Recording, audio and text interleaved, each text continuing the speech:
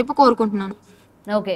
And night time ఇక్కడ నుంచి నువ్వు బయలుదేరింది ఎలా వెళ్ళావు, నిన్ను ఎలా పిక్ చేసుకున్నారు ఏంటి అని చెప్పి కూడా మొత్తం నువ్వు చెప్పను అని అన్నావు. ఓకే, బట్ ఏ టైంకి అక్కడికి చేరుకున్నావు తన దగ్గరికి? నువ్వు వెళ్ళగానే అఘోరి ఏ విధంగా రియాక్ట్ అయింది? ఎందుకంటే తన కోసం అంత అర్ధరాత్రి పూట వెళ్ళిపోయావు నువ్వు, అసలు తన గురించి ఎలా రియాక్ట్ అయింది? నువ్వు అసలు ఏ టైంకి వెళ్ళావు ఆమె దగ్గరికి? మార్నింగ్ 9:30కి అయితే రీచ్ అయ్యాను లొకేషన్ దగ్గరికి. నన్ను పికప్ 9:40కి అలాగా పికప్ చేసుకున్నారు. ఏడ్ చేశారు ఫస్ట్ చూడగానే. అలా ఇద్దరం ఏడ్చాము. అలాగా ఇంకా సర్ది చెప్పుకొని ఇంకెవరు వద్దు మనకి అనుకుని మాట్లాడుకొని మా జీవితం ఏదో మేము బతకాలని డిసైడ్ అయిపోయాం. ఓకే, సో ఇంకా మీ లైఫ్ ఏంటో మీరు లీడ్ చేసుకుందాము అని చెప్పి అనుకుంటున్నారు అనమాట. అయితే ఇప్పుడు ప్రెసెంట్ ఏదైతే జ్యోతిర్లింగాల్ని నేను దర్శించుకోవాలి అని అఘోరి చెప్తూ ఉందో, ఇప్పుడు మీరు అటు వెళ్తున్నారా? లేకపోతే నిన్న చెప్పడం జరిగింది కదా ఇంటికి తీసుకెళ్తాను, ఇంట్లో ఇంకా తన కుటుంబ సభ్యులు నువ్వు మొత్తం ఒక ఫ్యామిలీ లాగా మేము కలిసి ఉంటామని చెప్పడం జరిగింది కదా, అలా మీరు ఏమైనా ఇంటికి వెళ్తారా లేకపోతే ఏంటి? దీని గురించి కూడా ఏమైనా క్లారిఫికేషన్ ఇస్తారా? అది తర్వాత కానీ మేము ఏం చేస్తున్నాం అని కార్యాచరణ మాత్రం ఎవరికి చెప్పం. అంటే ఎందుకు ఇంత సీక్రెట్ గా ఉంచాలి అని అనుకుంటున్నారు మీరు ప్రెసెంట్? అంటే మళ్ళీ మీ పేరెంట్స్ ఇవన్నీ కూడా తెలుసుకొని నీ దగ్గరికి వచ్చి మళ్ళీ నిన్ను తీసుకెళ్లిపోతారనా?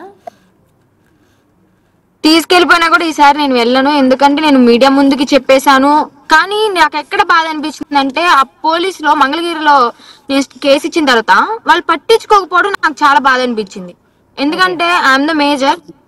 ఓకే, పేరెంట్స్ గా వాళ్ళకి సపోర్ట్ చేసి ఉండొచ్చు, కానీ ముందు నేను ఇచ్చాను కాబట్టి నా బాధ కూడా వాళ్ళు అర్థం చేసుకోవాలి కదా. కానీ నా కేసు తీసుకోకుండా పట్టించుకోకుండా మూలపడేసి మా పేరెంట్స్ ఇచ్చింది తీసుకొచ్చి అది లీడ్ చేస్తున్నారు వాళ్ళు, అది మెయిన్ హైలైట్ చేస్తున్నారు.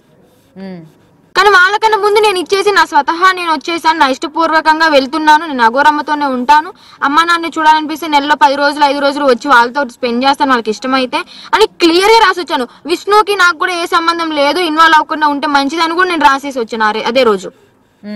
మే 21 ఫ్రైడే అనుకుంటా, నైట్ 10:30కి ఏమో కంప్లైంట్ రాసి ఇచ్చి రావడం జరిగింది. కనీసం ఆ కంప్లైంట్ రాసి నేను బయటకు వస్తుంటే మా అన్నయ్య నాన్న నన్ను లాక్కెళ్ళిపోయారు ఇంటికి, జుట్టు పట్టుకొని ఎలా పడితే అలా పట్టుకుని ఆటోలో ఎక్కిచ్చేసి ఇంటికి తీసుకెళ్లిపోయారు. ఇప్పటికీ నాకు వాళ్ళు గోర్రు ఘాట్లు అవన్నీ చేతి మీదే ఉన్నాయి. ఇంకా ఇంటికి తీసుకెళ్లారు. ఓకే, సైలెంట్ గా ఉన్నాను. నెక్స్ట్ డే మాత్రం ఎలాగైనా వెళ్లాల్సింది అని పట్టుబడి తర్వాత 22 ఆఫ్టర్నూన్ నేను వచ్చేయడం జరిగింది. అలా వచ్చిన 15 రైట్, ఒకసారి సిగ్నల్స్ కట్ అయినట్టున్నాయి. మళ్ళీ 15 days అయిపోయింది. గుజరాత్ కు వచ్చి వాళ్ళు తీసుకెళ్ళడం జరిగింది. నేను ఇది ఒక్కటే చెప్తాను, వాళ్ళు నన్ను ఎన్నిసార్లు తీసుకెళ్ళినా కూడా నేను ఈమె దగ్గర అమ్మ దగ్గరికే తీసుకెళ్లే అవకాశం లేదు. ఆ ప్రయత్నం కూడా చెయ్యకండి దయచేసి, ఈసారి ఊరుకునేదే లేదు. ఓకే ఓకే, సో గట్టిగా వార్నింగ్ ఇస్తున్నావు. అయితే కేవలం విష్ణుకేనా ఇది వార్నింగ్, లేకపోతే మీ పేరెంట్స్ కి కూడా ఇస్తున్నావా? నన్ను ఇంకా తీసుకెళ్ళొద్దు, నా గురించి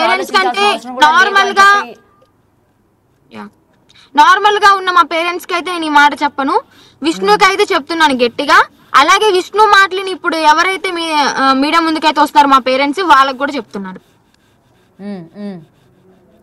ఒకవేళ వాళ్ళు విష్ణుని కనుక దూరం పెట్టి, ఎందుకంటే నిన్నటి వరకు కూడా విష్ణువే మా అమ్మాయిని ఏదో ఒకటి చేసి ఉంటాడు అని చెప్పి మాట్లాడారు కాబట్టి పేరెంట్స్, ఒకవేళ విష్ణుని గాని వాళ్ళు దూరం పెడితే, కుటుంబ సభ్యులు దూరంగా కానీ పెట్టేస్తే మీ అమ్మ వాళ్ళ దగ్గరికి వెళ్తావా మళ్ళీ? వాళ్ళు పెడతారని చెప్పి నేను అనుకోను, ఎందుకంటే ఇప్పటికి కూడా గైడెన్స్ చేస్తున్నాడు.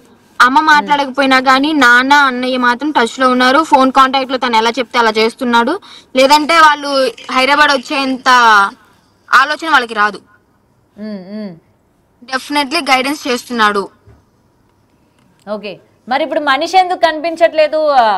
కేవలం ఫోన్ లోనే మొత్తం కూడా గైడెన్స్ ఇస్తున్నారు అనుకోవచ్చా? అయితే మనిషి ఇప్పుడు వరకు అయితే బయటకు రావట్లేదు కదా విష్ణు, నిన్నటి నుంచి. ఈ రోజు ఏదో ట్రీ మీడియాలో ఇంటర్వ్యూ ఇస్తున్నాడు. ట్రీ మీడియాలో అమ్మని లైవ్ లో తీసుకున్నారు కదా, చూసాం అక్కడ. ఆ మీడియాలోకి ఎక్కి చెప్తున్నాడు. ఓకే, సో లైవ్ లో చెప్తున్నాడు అన్నమాట మొత్తం కూడా, మరి గైడెన్స్ ఇస్తున్నాడు. సరే, ఇప్పుడు మీ పేరెంట్స్కి ఫైనాన్షియల్గా కావచ్చు ఇది సపోర్ట్ చేస్తా అంటున్నావు, ఎలా చేస్తావు ఏంటి? ఇంటికి వెళ్తావా లేకపోతే కేవలం ఫోన్ కాల్లోనే నువ్వు వాళ్ళతో ఫోన్లో టచ్లో ఉంటూ ఏమైనా హెల్ప్ కావాలంటే ఆ విధంగా చేస్తావా ఏంటి? ఇంటికంటే చాలా టైం పడుతుంది వాళ్ళకి కలవడానికి. అయితే ప్రెసెంట్ కలవలేను, ఫోన్ కాంటాక్ట్ లో టచ్ లో ఉంటాను. ఫైనాన్షియల్ గా అంటే ఇంకా మా అన్నయ్య చూసుకుంటాడు కాబట్టి వాళ్ళకి ఏదైనా అత్యవసరం అయితే నేను ఏదో ఒకటి చేసి వాళ్ళకి పంపిస్తాను మనీ. ఓకే, ఇప్పుడు నెక్స్ట్ మీ పయనం ఎక్కడికమ్మా నెక్స్ట్? ఓకే, మొత్తం కూడా మీరు ఎక్కడికి వెళ్తారు ఏంటన్నా చెప్పనన్నారు. ఫ్యూచర్ ఏంటి? మీరు ఏమైనా ఇల్లు తీసుకొని ఉంటారా, ఇంట్లో ఉంటారా, లేకపోతే మీరు ఏమైనా ఏం చేయాలనుకుంటున్నారు? ఇలాగే కారులోనే జీవితాంతం కూడా తిరగాలనుకుంటున్నారా? ఇలా కారులో తిరిగితే సరిపోతుందా? ఏం చేయాలనుకుంటున్నారు? నెక్స్ట్ ఫ్యూచర్ ప్లాన్స్ ఏంటనేది ఏమైనా డిస్కస్ చేసుకున్నారా మీరు అఘోరి?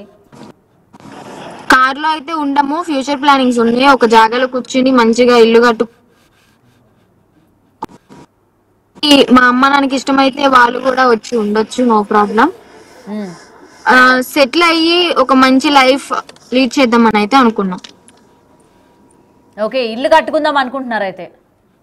యా. ఎక్కడ ఎక్కడ ఎక్కడ కట్టుకుంటారు? అఘోరి యొక్క సొంత ఊర్లోనా, లేకపోతే మీరు ఏమైనా ప్లేస్ అనుకున్నారా ఎక్కడైనా మేము ఇల్లు కట్టుకోవాలి? ఒక ప్లేస్ అనుకున్నాము.